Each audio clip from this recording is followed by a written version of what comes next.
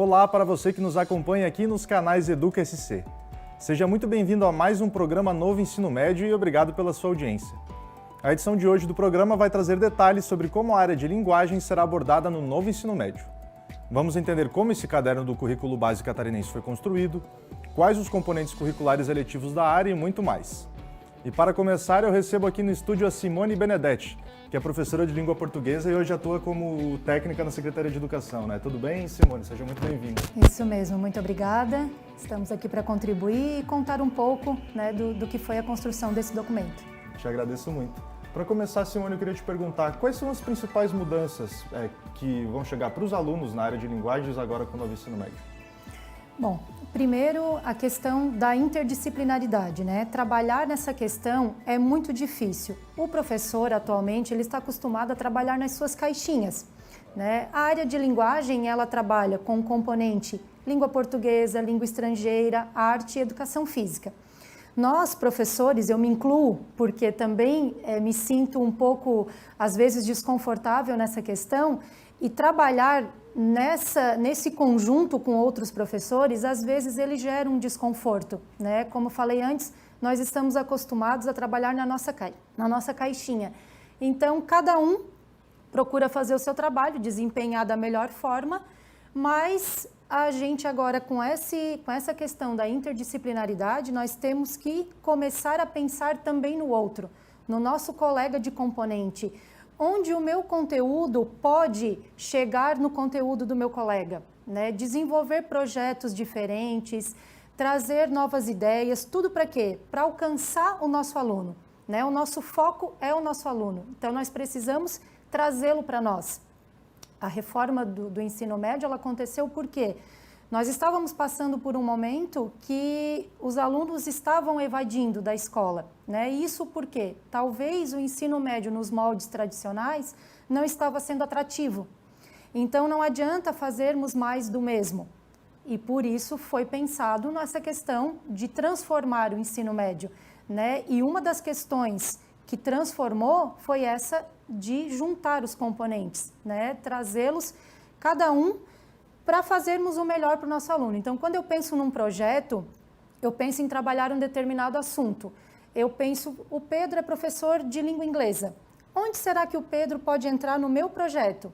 O que o professor de educação física pode contribuir com o meu projeto? Então, isso se torna muito mais abrangente e o aluno vai perceber que nós estamos engajados. Quando chegar na aula de arte, ele vai pensar, ah, mas a professora Simone já trabalhou isso em língua portuguesa. Então, é uma continuação. Então, eu acho que a grande mudança nessa questão é o nosso trabalho interdisciplinar. Isso é o que mais vai marcar nessa questão da área de linguagens. E você acredita que ele já está sendo mais atrativo nas escolas piloto que já estão aplicando? Acredito que sim. Eu tenho uma experiência antes de ir para a sede com o ensino médio inovador, que ele era meio que um início para o novo ensino médio. E isso já refletiu lá, né? Os alunos, eles perceberam isso e gostaram. Tá? A gente tinha depoimentos de vários alunos dizendo que agora eles conseguiam perceber que os conteúdos, os componentes, né, que a gente chamava, que antes eram as disciplinas, hoje nós chamamos de componentes, eles não estão mais assim sozinhos, avulsos. Existe um engajamento e o nosso aluno também percebe isso. Você esteve bem presente na construção do documento que regulamenta toda essa mudança, né? Eu queria te perguntar como é que esse documento foi construído. Sim, eu fiz parte desde o início da primeira seleção de grupo de professores redatores, né? E foi selecionado um grupo que tinha vontade de querer mudar essa questão e que tinha contribuir. Porque o primeiro passo é você acreditar no processo e querer mudar e querer transformar. Então foi montado um grupo, esse grupo começou a se reunir e pensar no que a gente poderia fazer. Uma responsabilidade imensa em nossas mãos, porque nós tínhamos que transformar, né? Não adiantava ficar ali fazendo a mesma coisa ou mudar um pouquinho aqui, um pouquinho ali. Nós tínhamos que transformar. Então, não vou dizer que foi fácil, foi bem difícil, porque no início nós tínhamos a Base Nacional Comum Curricular, que era mesmo a nossa base. Só que a base era nacional e diante disso nós tínhamos que cada estado criar o seu currículo. Então, Santa Catarina tinha que pensar no que seria atrativo para o nosso aluno. Então, Então, começamos a escrever o documento que nós chamamos de Marco Zero, né, que ele foi o primeiro escrito. Então, com a orientação da professora Cássia Ferri, que nos orientou durante todo o trabalho, que ela é curriculista, e fomos construindo. Depois desse documento, já a primeira parte, né, esse Marco Zero construído, ele foi para consulta pública.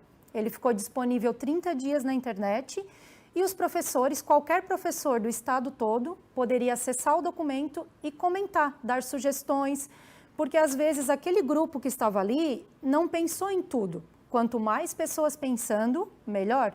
Então, esse grupo, né, que estava nas escolas, nós pedimos que eles contribuíssem o máximo possível e depois o nosso trabalho foi o quê? Selecionar essas contribuições. Então, a gente viu o que era pertinente e o que não era pertinente. E assim íamos trabalhando. Fomos ajeitando, fomos deixando o documento mais redondinho e se aproximando do nosso objetivo. Logo na sequência, chegaram os consultores. Né? Nós tínhamos um consultor de cada área, né? Linguagens, ciências da natureza, ciências humanas, matemática. E esses consultores, eles agregaram muito, trouxeram uma linguagem acadêmica para o nosso documento. Porque até então, quem escrevia são professores com experiência de chão de sala de aula. Mas a gente sabe também que o documento precisa de uma linguagem acadêmica, né? Não que nós não tivéssemos, mas os consultores estão mais acostumados a levar nesse rumo. Então, com a chegada dos consultores, eles contribuíram muito com o nosso documento, tá? Aprimoraram as questões, algumas coisas eles viram que talvez não fosse pertinente, que nós tínhamos pensado, outras eles acrescentaram. Então, foi assim uma questão muito fundamental a chegada deles. Num próximo passo, foi a seleção de professores colaboradores. Quando houve a consulta pública, qualquer professor podia colaborar. Nessa vez, a gente abriu um edital, porque nós só tínhamos 250 vagas para esses professores colaboradores. Então, os professores se inscreveram nesse edital e a gente selecionou aquele que tinha mais a ver, né, com o processo. Nisso, começou a ocorrer, então, os seminários, os nossos encontros para estudo. Esse foi mais um grande desafio, por quê? Porque os seminários tiveram que ser feitos todos online, né?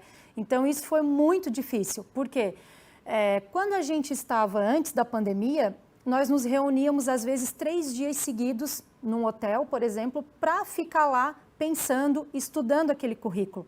E como veio a pandemia, a gente teve que trabalhar online. Então, os seminários eram todos, a construção toda da BNCC foi feita online. Então, isso foi uma coisa que marcou também, que foi difícil, mas nós vencemos. Os professores participaram muito assíduos, todos eles, quando a gente solicitava, estavam todos abertos para isso. Então, foi muito importante também essa contribuição deles. E para finalizar, então, aí pronto o documento, ele foi para a homologação do Conselho Estadual de Educação, que aí sugeriram alguns reparos, algumas coisas que a gente podia alterar para ficar melhor, poucas coisas, nos elogiaram muito. E aí, então, depois desses reparos no documento, o Conselho, então, homologou o nosso currículo. É um histórico longo, né? E é bem legal ver como os desafios foram sendo superados e eu acho muito legal que os professores todos tiveram a oportunidade também de dar suas contribuições, né? Imagino que foi bastante. Sim, foram bastante contribuições e a gente percebeu que os professores realmente tinham vontade de participar, porque a gente percebeu neles que eles viram que aquilo ali é para eles, é para todos que estão em sala. Então, quanto mais eu puder contribuir, melhor será para mim o reflexo depois como professor em sala de aula. Simone, eu queria que você deixasse um conselho, uma dica, um recado para o professor que vai começar a trabalhar com o novo ensino médio a partir do ano que vem. Então, o meu recado é que o professor internalize que ele é pertencente desse processo, né? Eu não posso acreditar que um processo vai dar certo se eu não me sentir pertencente dele, né? Fazendo parte e contagiando os meus alunos. Então, eu preciso passar isso, porque se eu chegar já acreditando que não vai dar certo, há grande possibilidade de realmente não dar certo. Então, a mensagem que eu quero deixar para os professores é que eles realmente passem para os seus alunos essa vontade, esse pertencimento ao processo e que, de fato, ele vai ser um sucesso e vai ser muito bom. Simone, te agradeço muito por ter vindo até aqui, dado seu depoimento, trazer essa contribuição. Obrigado e volte sempre aqui para os canais Educa SC. Eu agradeço também o convite e estamos à disposição quando precisar. Nós também. E a gente vai agora para um intervalo bem rápido, daqui a pouco volta para mais um papo sobre a área de linguagens no novo ensino médio. Até já!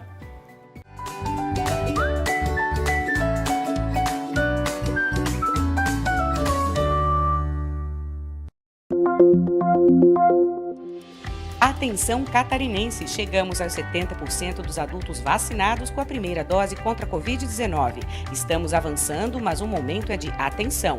O estado registrou os primeiros casos da variante Delta mais contagiosa e transmissível. É preciso seguir com os cuidados como o uso de máscara, distanciamento, higienização e, claro, se vacinar. Não esqueça, o sucesso da vacinação também depende de você.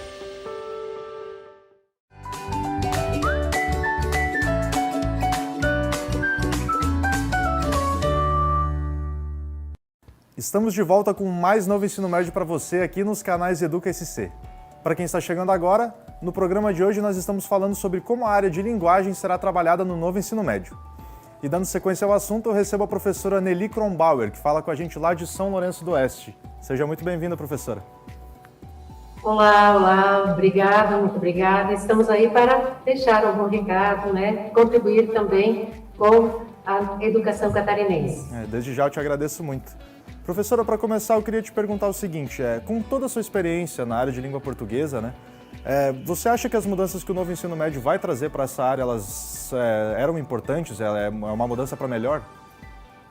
Sim, eu acredito muito nessa perspectiva, porque da maneira como o ensino médio se encaminhava historicamente, não estava dando conta efetivamente de formar o nosso estudante nem para a formação geral e muito menos para o trabalho. Tendo em vista que produções anteriores vêm também dar um subsídio ou vão auxiliar na execução de um trabalho diferenciado aliado aos documentos da contemporaneidade, Então, eu acredito que sim, o ensino médio tem perspectiva positiva, mas nós precisamos de atuações significativas para que tudo o que está previsto saia do papel e que a comunidade efetivamente aceite e que os nossos estudantes assumam esse nível de ensino de uma maneira que realmente traga efeitos na sua vida.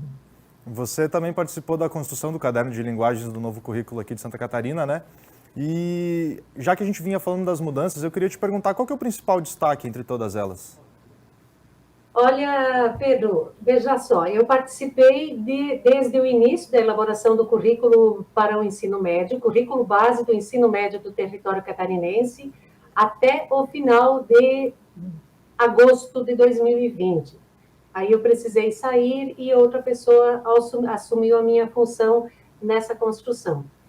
Foi um trabalho de destaque, um trabalho extremamente grande, árduo, em que nós procuramos, como equipe, efetivamente, deixar uma materialidade disponibilizada aos professores para que isso contribua lá na elaboração das suas aulas e traga uma mudança e contribua para a mudança prática, efetivamente, de todo o trabalho lá com a área de linguagem.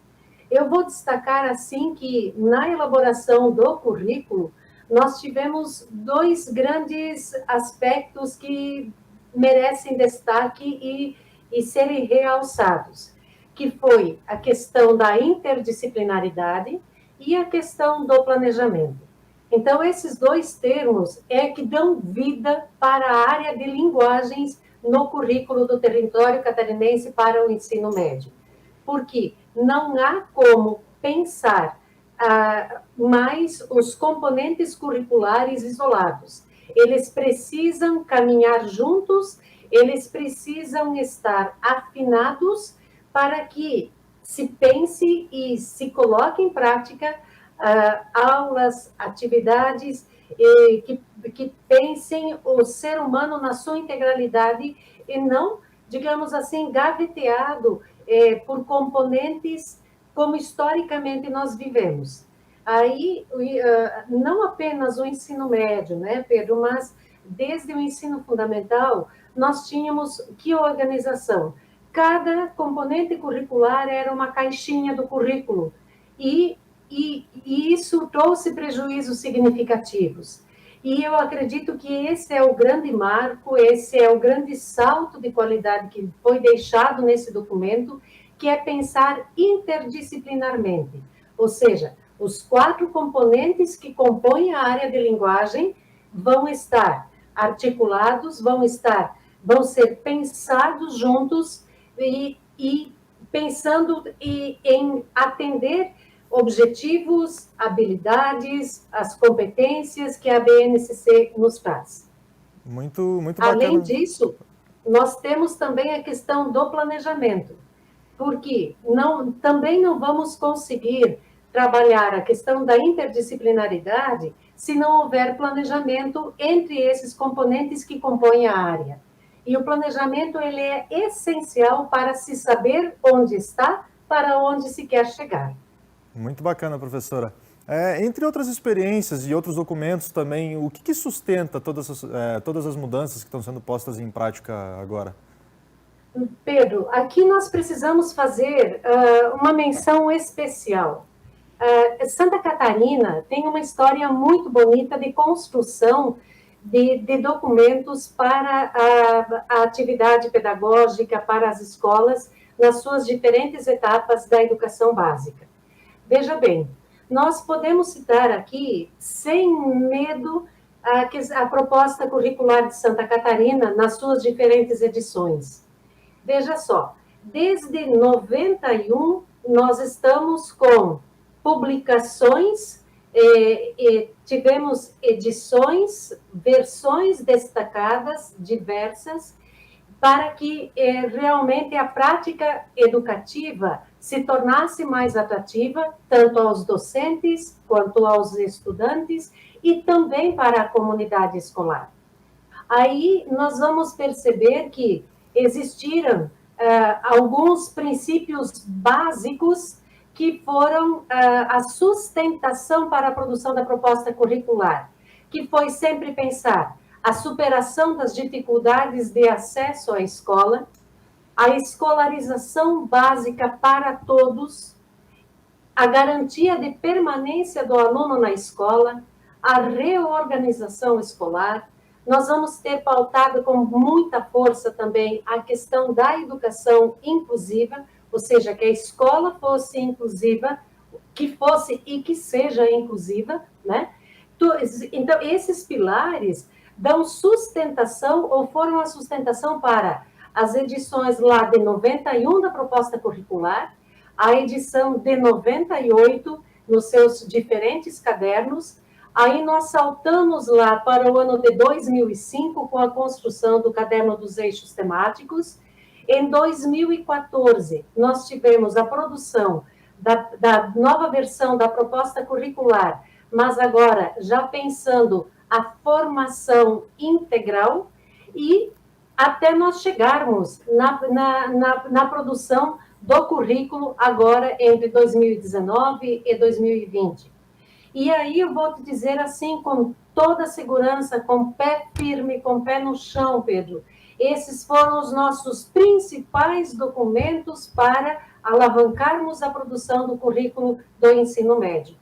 Porque além da discussão teórica, a proposta também já dava um direcionamento para a prática, para a organização pensada por área, pensar a educação por área, principalmente a edição de 2014, em que os componentes curriculares já foram pensados, foram organizados por área e, a partir daí, teorizados e por onde se buscava uma sustentação à prática dos profissionais. E, além da proposta curricular, nós tivemos a BNCC do ensino médio, que foi aprovada em 2018. Então, articuladas essas duas dimensões, BNCC e proposta curricular, nós construímos o currículo do ensino médio. Então, um diálogo extremamente aproximado, em que se vê palpavelmente a presença da BNCC e a presença da proposta curricular nas suas diferentes versões na edição que foi publicada, que está publicizada e já disponível para consulta. Perfeito, professora. Você já nos deu uma aula, né? Mas antes de encerrar, eu queria te perguntar o que conselho, que dica que você dá para o professor que vai começar a trabalhar na área de linguagens no novo ensino médio a partir do ano que vem? Veja só, eu sou defensora e amante daquele chavão que o professor deve ser um eterno estudante. O primeiro princípio é que o professor estude, que o professor inteire-se de tudo o que está acontecendo na área da educação. Se nós pensarmos, por exemplo, a questão da BNCC, é um documento bastante desafiador de ser colocado em prática. Porque, veja só, até pouco tempo, o que nós tínhamos como prática era se delinear os conteúdos do componente curricular e, a partir daí, eu, como profissional, iria estabelecer todas as outras dimensões da minha aula. Hoje, o processo é inverso. Primeiro, eu preciso estar ciente de quais são as habilidades que eu preciso ou que eu quero desenvolver com aquela minha turma, e para, posteriormente a isso, então, eu articular com unidades temáticas e com os conteúdos do componente curricular. É uma reviravolta por completo. E aí eu entendo que esse não é um processo muito fácil, porque educação está cheia de paradigmas, e vencer uma prática histórica é um dos mais desafiadores, com toda certeza. Então, eu digo assim, que os professores precisam estudar esses documentos, precisam estudar BNCC, precisam estudar o currículo do ensino fundamental, o currículo do ensino médio, precisam discutir isso lá na sua escola, para que efetivamente as mudanças ocorram. Afinal, nós temos uma possibilidade de planejar, de pensar e de agir diferentemente. Então, eu vejo que o desafio é significativo, tanto para os professores, tanto para os estudantes, porque nós também temos a ampliação de carga horária, de acordo com a matriz escolhida na regional, que vamos ter aí 31, 36 ou 44 horas semanais para os estudantes, né? E aí o estudante também tem que estar disponível a estar na escola, a ficar na escola e estar disposto a aprender, porque os desafios no mundo são extremamente grandes, e quanto mais bem preparados nós estivermos, de uma maneira mais singular e talvez mais leve, nós vamos poder lidar com tantas mudanças que perpassam por todas as dimensões da nossa vida. Legal. E a escola seguramente contribui para que a formação dos nossos estudantes, crianças e adolescentes, seja de uma maneira mais íntegra, mais, como é que eu vou dizer, ampla. E é isso que nós precisamos, de cidadãos que saibam atuar na sociedade e lá na sua família, lá no seu grupo de amigos, mas lá também na sua instância de trabalho. Né? Bacana. Um conselho também, uma dica que nós deixamos, é que a família esteja sempre muito próxima à escola, porque de nada adianta o ente federado fazer todos os esforços para que as mudanças aconteçam se a família não seja partícipe, se a família não contribui. Então, estar na escola, participar de reuniões, participar de planejamentos, de conselhos de classe, isso é indispensável. Afinal, quando nós unimos forças, escola, professores, estudantes e família, nós vamos ter resultados, com toda certeza, diferenciados. Bacana, professor. E claro que nós precisamos pensar muito mais a partir das defasagens que a pandemia deixou. Lamentavelmente, temos aí percursos a serem vencidos, né? lacunas que esse tempo aí nos deixou, e que vai exigir um esforço bem maior de todos para que a aprendizagem seja melhor e que, efetivamente, os nossos estudantes saiam da escola de uma maneira mais íntegra, uma formação efetivamente mais integral. Legal, professora. Eu te agradeço muito pela tua participação, tá? Seja sempre muito bem-vindo aqui de novo nos canais EducaSC. Ok, Pedro, agradeço pela sua disponibilidade. Estamos disponíveis sempre que for necessário. Tá certo, então. Tchau, tchau. Até a próxima. Até. Nós vamos agora para o nosso último intervalo, mas logo voltamos com mais um pouco de novo ensino médio para você. Não saia daí.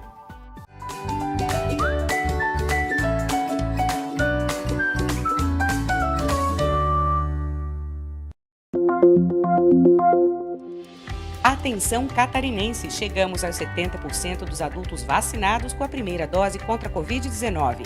Estamos avançando, mas o momento é de atenção. O estado registrou os primeiros casos da variante Delta mais contagiosa e transmissível. É preciso seguir com os cuidados como o uso de máscara, distanciamento, higienização e, claro, se vacinar. Não esqueça, o sucesso da vacinação também depende de você.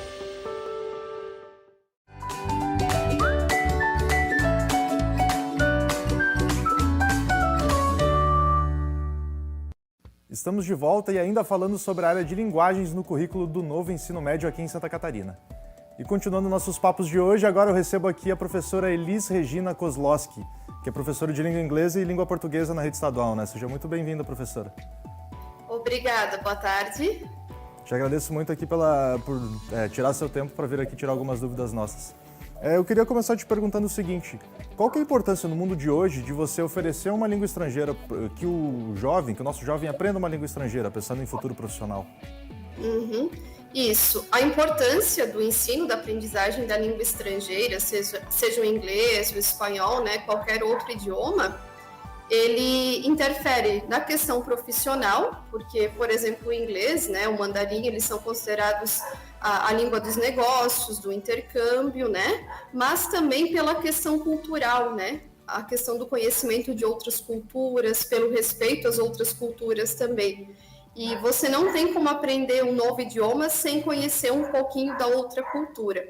E sempre que a gente conhece, a gente respeita também e compartilha, né? Muitas vezes quebrando estereótipos, preconceitos. É bem importante, tanto nessa questão do mercado de trabalho, né, das empresas multinacionais, internacionais, mas também pela questão cultural. Então isso tem tudo a ver também com a proposta do novo ensino médio, né? Que além de ser mais atrativo, é formar jovens para o mercado de trabalho mais preparados, né? Isso, visa também essa questão, né? Além do componente obrigatório, que é a língua estrangeira inglesa, a língua inglesa, serão ofertados também como componentes eletivos outros idiomas, que dependendo da comunidade escolar, vai poder ser o italiano, o espanhol, vai depender da realidade ali do contexto escolar, essa escolha de um outro idioma, além da língua inglesa também. Que bacana. E de que forma isso vai ser trabalhado com os alunos na prática a partir do ano que vem? Já vem sendo trabalhado nas escolas piloto, né? Mas a partir do ano que vem em todas as escolas de ensino médio. Isso. Então, primeiramente, né, quando se trabalha ali nessa nova proposta, nessa nova arquitetura do ensino médio, nós temos que pensar que essa arquitetura ela busca trabalhar os conceitos, os assuntos, as habilidades de forma integrada. Então, vai integrar as diversas áreas do conhecimento, as linguagens, as ciências sociais, ciências humanas, né? Então, quando a gente fala de linguagens como um todo, eu não vou trabalhar a língua inglesa, o componente língua inglesa de forma individual, separada, né? Pois essa nova arquitetura, ela visa pensar, agora falando da área de linguagens, ela visa pensar nessas práticas de linguagem como práticas sociais. E essas práticas sociais, elas são constituídas por interações diversas, em diversos campos da nossa vida, da vida do estudante, o campo do trabalho, da vida profissional, o campo jornalístico, midiático, entre outros. Considerando já a tua experiência como professora da rede estadual já de alguns anos e também com a construção do caderno de linguagens, né? Como é que você acha que o ensino das linguagens e mais especificamente agora da língua estrangeira vai ficar mais atrativo para o aluno? Ele fica atrativo, pois ele faz sentido para o estudante, né? Pois ele vai buscar ali entre as diversas opções que ele tem, a área de conhecimento que ele gostaria de se aprofundar, que ele gostaria de desenvolver os estudos deles, e a língua inglesa ela contribui para esse aprofundamento, para esse estudo. E que conselhos e estratégias metodológicas você dá para os professores que vão começar a trabalhar com isso a partir do ano que vem? Então, pensando nessa nova estrutura que eu comentei anteriormente, né, que ela visa essa questão integrada do conhecimento, né, dos conceitos, dos assuntos, das habilidades, trazer esses campos, né, essa linguagem, essas práticas de linguagem que acontecem nesses campos do trabalho, da vida profissional, do artístico, muitas vezes, né? Então, esses campos, eles são constituintes da nossa vida, da vida do estudante. Não é um estudo à parte, na verdade, é um conhecimento, né, um estudo que ajuda a refletir e a engajar em situações que os estudantes eles participam no dia a dia deles. Então, dessa forma, o professor ele vai conseguir oportunizar um olhar mais crítico para as práticas de linguagens diversas.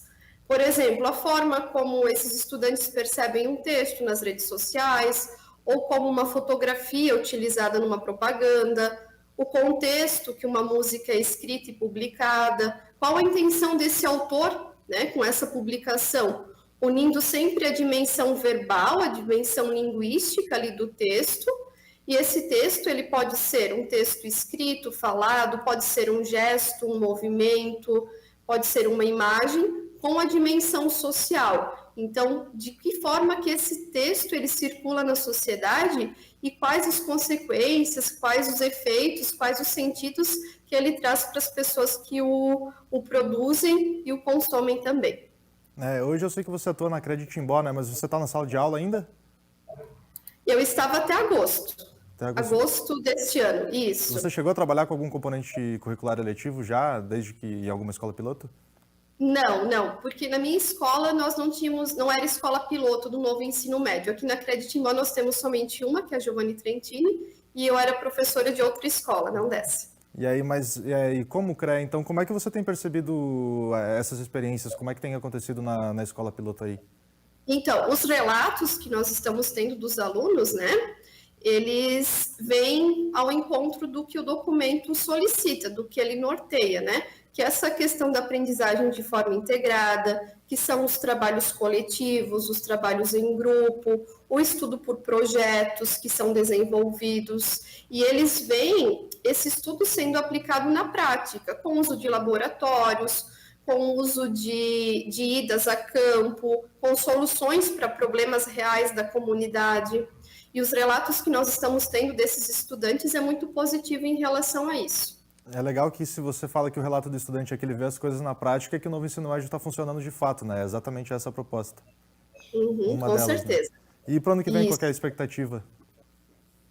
Então, a expectativa é que o novo ensino médio ele seja implantado, né, nas escolas aqui de ensino médio da região, de forma gradual, começando pelo primeiro ano do ensino médio, com a escolha dos componentes eletivos, com ofertas de algumas trilhas de aprendizagem. E considerando todas essas mudanças, você achava que a mudança para o novo ensino médio ela era realmente necessária? Com certeza, bastante. Eu tive a oportunidade de trabalhar com projetos anteriores que são parecidos, né, com essa nova arquitetura. Por exemplo, eu fui professora por 8 anos do Ensino Médio Inovador, que era um projeto do estado de Santa Catarina, em algumas escolas de ensino médio, e foi muito gratificante participar disso. E nós vimos pelo processo, né, o desenvolver das atividades, o desenvolver do processo de ensino-aprendizagem desses alunos, como era palpável para eles esse conhecimento, né, que também era o conhecimento na prática, idas a campo, laboratórios, grupos de pesquisa, grupos de leitura, clubes de leitura. Então, é bem interessante, é uma arquitetura que ela fornece novas possibilidades, né, novas formas de ensinar e de aprender. Que legal. E a partir disso, que profissionais você acha que a gente está formando para o futuro, então, aqui em Santa Catarina? Eu acredito que são profissionais cientes, né, conscientes do mundo em que eles estão inseridos, falando aqui da área de linguagens, conscientes dos textos que eles têm contato e também conscientes da forma de expressão, da comunicação que eles exercem na sociedade. É legal, então a gente vê mais uma vez aí os objetivos do novo ensino médio sendo cumpridos, né? Isso. Professora, perdão, pode falar. É interessante pensar que essa nova estrutura, ela possibilita o desenvolvimento do pensamento crítico do estudante, né? Então, as aulas, por exemplo, de língua portuguesa, elas não são voltadas só para o ensino de vocabulário, de gramática, de classes de palavras, mas elas buscam também fazer com que esse aluno perceba como a palavra, como o texto dele reflete na sociedade e como os textos que ele tem contato, eles também têm efeitos de sentido sobre as pessoas e sobre ele próprio. Que bacana, é muito legal, eu te agradeço muito por todos esses depoimentos, tá?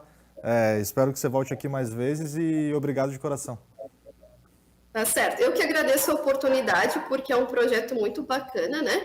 Eu tive a oportunidade de ser redatora do documento ali da área de linguagens, e eu acredito que é um documento, que é uma nova proposta, uma nova arquitetura, que vai trazer muitos ganhos ali para a nossa educação. Legal, obrigado mesmo, professor. Até a próxima. Até. E muito obrigado a você também que nos acompanhou até agora em mais um programa Novo Ensino Médio. Se você ainda tiver alguma dúvida, basta acessar o site sede.sc.gov.br. Lá você encontra todo o currículo base, o portfólio de componentes seletivos e todos os outros documentos sobre o novo ensino médio.